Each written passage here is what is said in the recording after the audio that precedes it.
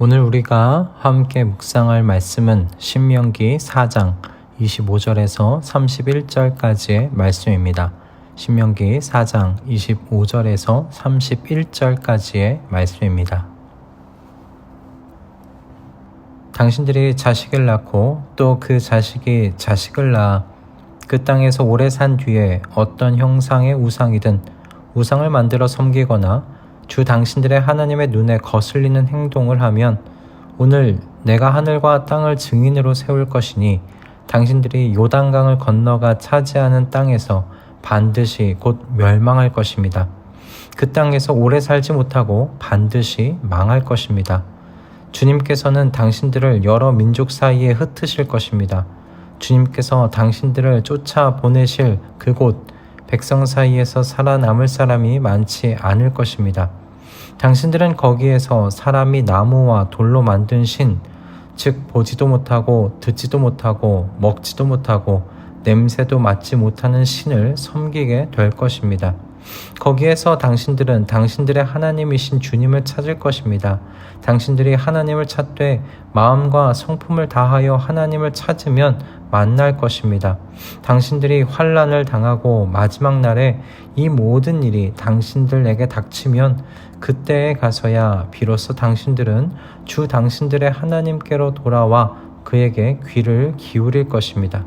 주 당신들의 하나님은 자비로우신 하나님이시니 당신들을 버리시거나 멸하시지 않고 또 당신들의 조상과 맺으신 언약을 잊지도 않으실 것입니다. 아멘. 이스라엘에게 가나안 땅은 약속의 땅이었습니다. 그러나 그 땅에서 살기 위해서는 하나님의 규례와 법도에 순종해야 한다는 조건이 달려 있었지요. 오늘 본문은 이스라엘 백성이 가나안에서 쫓겨나게 되는 경우에 대하여 말해주고 있는데요. 광야 2세대가 가나안 땅에 들어간 후 그들의 자손들이 하나님의 법도와 규례에서 벗어나 우상을 만들고 그 땅의 신들을 섬기기 시작하면 약속의 땅에서 망하게 될 것이라고 하나님께서 말씀하십니다. 하나님께서 이스라엘을 통해 가나안 민족을 흩으신 것처럼 하나님께서 직접 이스라엘의 대적자가 되시겠다고 말씀하시는 것이죠. 참 아이러니하지 않습니까? 이스라엘의 동행자이셨고 보호자이셨던 하나님께서 이스라엘의 대적자가 되신다니 말입니다. 그런데 죄가 그렇습니다. 아무리 이스라엘 백성을 사랑하시지만 거룩하신 하나님께서 이스라엘의 죄를 모른 척 하실 수 없으시죠. 가나안 땅의 민족들, 그들의 죄는 하나님께서 심판하셨는데 어찌 이스라엘의 죄는 눈 감으실 수 있겠습니까? 이스라엘에게도 예외란 있을 수 없지요. 하나님께서는 그들의 죄에 대하여 분명히 벌을 내리시겠다고 오늘 말씀 속에서 선언하고 계시는 거죠. 얼마나 철저하게 이스라엘의 죄에 대하여 물으시는지 여러 민족들 사이로 흩으셨을 때 그 이방 민족들 사이에서 살아남은 이스라엘 백성 많지 않을 것이라고 말씀하십니다. 그곳에서 이스라엘은 보지도 못하고 듣지도 못하는 나무와 돌로 만든 신들에 둘러싸여 살아가게 될 거라고 하나님께서 말씀하세요. 약속의 땅에서 우상을 만들며 자신들의 소견에 오른 대로 살았더니 하나님께서 그들의 마음과는 상관없이 이제 우상으로 득실거리는 곳으로 이스라엘을 보내버리시는 겁니다.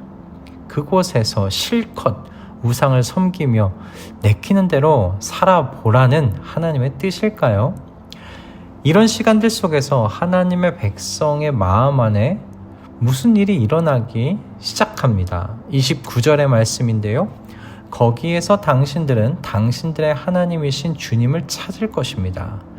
이 말씀을 묵상하면서 탕자의 이야기가 생각났습니다. 탕자는 집 나간 아들의 이야기이지 아버지와 혈연 관계가 끊어진 아들에 관한 이야기가 아니죠. 아들은 아버지와 끊어질 수 없습니다. 그 둘은 피로 묶여있는 관계입니다. 탕자는 집을 나갔을 뿐이죠. 그래서 모든 것을 다 잃었을 때 더 이상 바닥으로 떨어질 수 없는 그때 아버지를 기억할 수 있었던 거예요. 떠올릴 수 있었던 것입니다. 그리고 돌아가고 싶어 합니다. 탕자가 도대체 무슨 염치가 있어 집으로 돌아가겠다는 걸까요? 삼자인 우리는 탕자가 무슨 염치로 집으로 가냐고 말할 수 있습니다. 탕자의 아버지는 뭐가 이쁘다고 받아주는 거냐고 말할 수 있어요. 그러나 피로 엮여있는 탕자와 아버지 둘 사이는 다른 거죠. 탕자가 아버지를 잊을 수 없듯이 아버지도 아들을 잊을 수가 없는 겁니다. 아들은 아버지를 그래서 찾아갔고요. 아버지는 아들이 돌아오기를 애타게 기다리죠. 렘브란트의 돌아온 탕자의 그림을 보면요, 아버지의 눈이 짓물러 있어요. 왜 그렇게 표현했는가? 오랜 시간 눈물을 흘리며 아들을 애타게 기다렸을 아버지를 그렇게 표현한 거죠. 그와 같은 아버지와 아들의 관계가 오늘 이 본문에 기록되어 있다고 저는 생각했습니다. 이스라엘은 바로 그곳, 고난과 고통의 그 자리, 우상으로 득실되는 그곳에서 하나님을 다시 기억하기 시작합니다. 하나님께로 돌아갈 수 있기를 바라기 시작합니다. 이스라엘이 그래서 마음과 성품을 다하여 그렇게 하나님을 다시 찾기 시작하면 하나님께서는 그들을 만나주신답니다. 도대체 베푸신 은혜도 있고 우상을 숭배하면서 저 멀리 나아가버린, 집 나가버린 그 이스라엘이 뭐가 이쁘다고 그들을 다시 만나주시는지요. 그러나 하나님께서는 이스라엘을 다시 만나주십니다. 31절의 말씀인데요.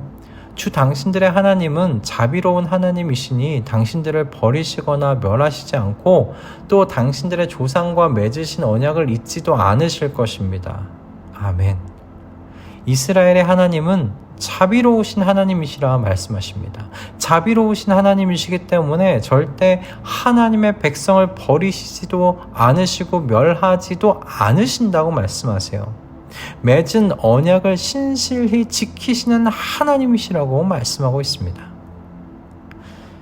고난과 고통 가운데 계신 분들 있으시죠?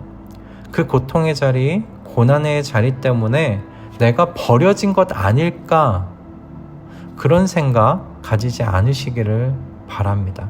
하나님은요, 절대로 당신의 자녀를 버리실 수 없는 아버지이세요. 아버지와 자녀의 관계를 끊어버리실 수 있는 분이 아니시라는 말씀입니다.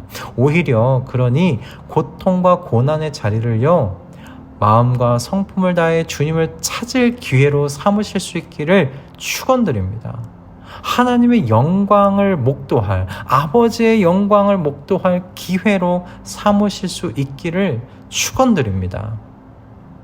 또 어떤 분들에게는 고난과 이 고통의 자리를 이 이스라엘과 같이 하나님께서 회개함으로 돌아올 기회로 지금 사용하라고 주셨을 수도 있어요.